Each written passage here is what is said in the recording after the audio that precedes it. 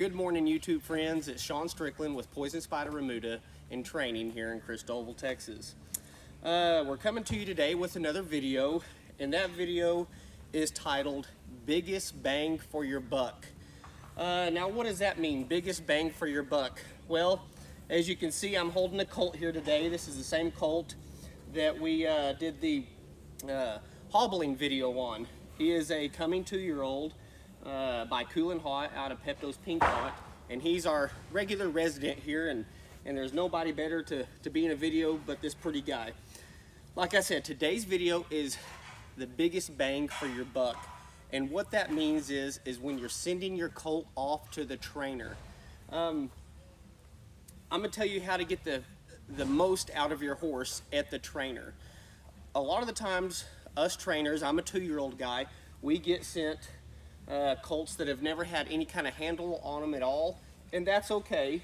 But if you have the time at home, here's some small things that you can do to help your trainer get through your horse, get a little bit more time in them, and maybe spend a little bit less time on the ground and a little bit more time in the saddle.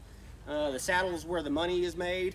The time on the ground is, well, it's just time consuming and patience.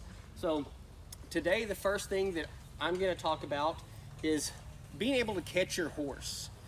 It's tough whenever y'all send a horse off and we put it in a stall, or we have to back up a trailer and unload it in a pen like this, and we have to run it down an alley and put it in a stall. That just takes a lot of time to start getting that colt halter broke, and before even halter broke, caught.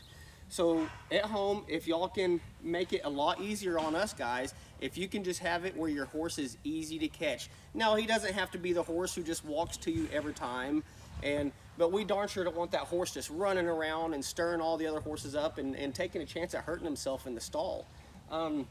Another thing that we want is halter broke, so that goes with catching. It's nice whenever a horse comes, I can put the halter on and he will follow me, or she will follow me to where we're going to work that day, whether it be the round pen, whether it be just being tied up to a tree for the day, or whatever it may be.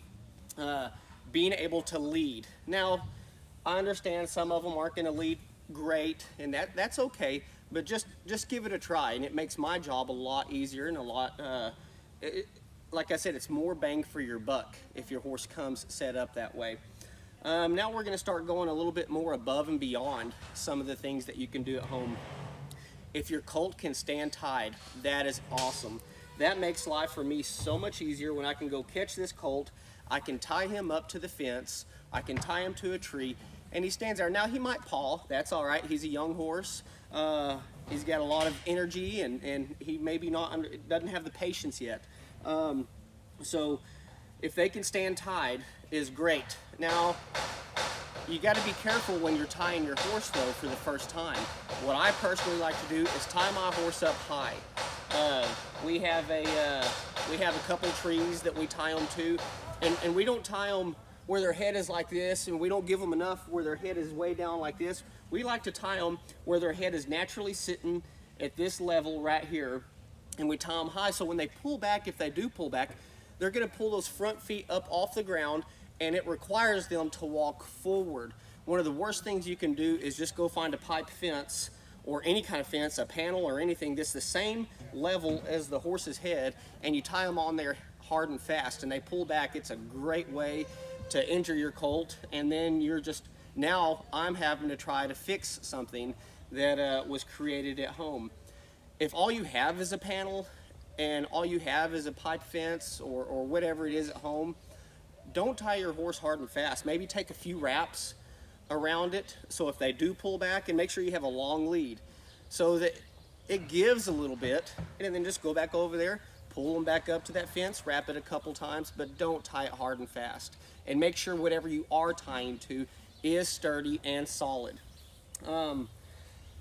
Those are the three, the three biggest things that make a huge difference for me, is being able to catch the colt, being able to lead the colt, and tie the colt up. That speeds up the process so much. Now we're going to talk about some extra things that you can do that help me, but it's not necessary, but it is incredibly helpful. One thing that's helpful is if you've introduced your horse to maybe a saddle pad. you're at home and you got that saddle pad and you can throw it on top of them. You do it on both sides. You get them used to having that on the back of their back. If you're really wanting to continue to work with your horse, even that first saddling is okay. But let's make sure that it's done right. Let's make sure that we're doing it in a way that we're building the horse up and we're not scaring the horse and creating more of a problem that I've got to fix. I've got some people that when their horse comes here, their saddle broke, they're used to being tied to the fence, and all I got to do is maybe a couple days on the ground and I'm riding that horse, and it's fantastic. But the one thing that I really want you to try to stay away from is putting that first ride on the colt. Now there are some guys that send me their colts that are pretty handy, and they put the first few rides on, and that's great. Those guys are handy, and it does make my job easier. But if you're sending your colt off for a reason, that's telling me that you maybe not have the facility, maybe not have the time, maybe not have the confidence to be riding that colt for the first time. Then don't do it. The last thing I want to do is get a colt here that somebody said, oh yeah, I've ridden him a few times, and then I start working through the colt, and then we start seeing some issues with that first ride. The horse may be scared, the horse maybe started to buck out of just, you know, no known reason. I don't have any known, you know, I don't know why the horse would have bucked or anything like that, and so, like I said, be able to catch, be able to lead, be able to tie to a fence. If you have time, great. Let's get them with that saddle pad on there. If you want to saddle break your colt, awesome. But let's stay away from that first ride and let's leave it to the trainers.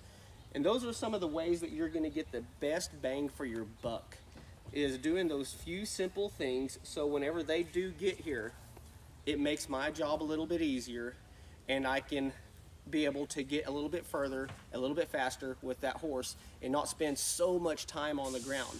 But again, if you don't have that kind of time, you don't have the facility, then be honest with your trainer and say, hey, I mean, this colt's not even halter broke yet.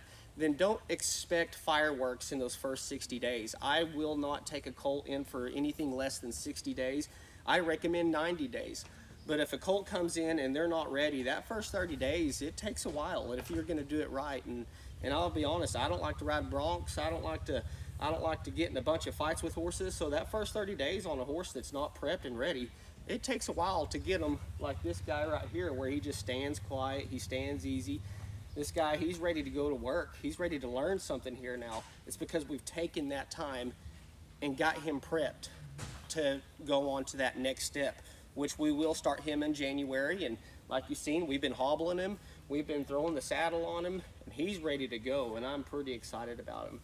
But we've got a lot more videos coming to you in the next couple weeks. We put a post up on Facebook on Poison Spider Remuda, you know, reaching out to people what kind of videos we'd like. I got some personal messages. It was fantastic. We've got some great ideas coming to you. Looking forward to the future with these videos. I didn't expect to get a lot of feedback, to be honest, but we've gotten a great amount of feedback. So check it out, guys. Subscribe to our page. Comment on what you like, what you don't like, and we will do our best to put the best information out there to help you and your horse. Other than that, I hope y'all have a great day, and just keep on trucking and enjoy your horse. Adios.